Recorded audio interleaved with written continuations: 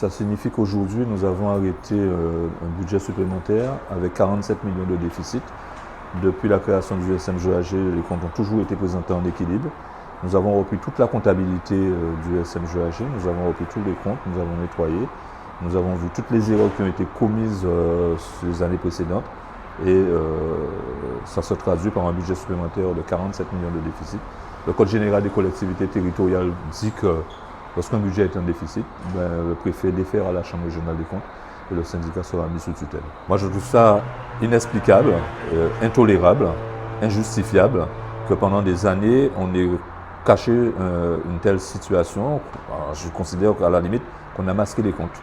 Il y a eu des erreurs comptables graves qui ont été commises.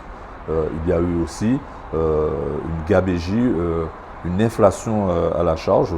Chacun prenait ses propres intérêts et tout ça, ça doit changer.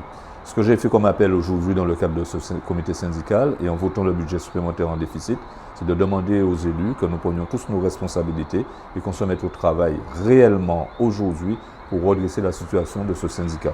Et le travail ne passera pas que par les élus, il passera aussi par les administratifs, mais par aussi les usagers.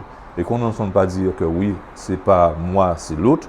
Aujourd'hui, tous les Guadeloupéens sont responsables d'une situation qu'ils doivent redresser, peut-être pas responsables de la gestion, mais comptables du fait que nous devons redresser ensemble le SMGAG. On ne peut pas laisser l'eau comme ça, sans gouvernance. Ça veut dire que si l'eau plonge, c'est toute la Guadeloupe qui va plonger.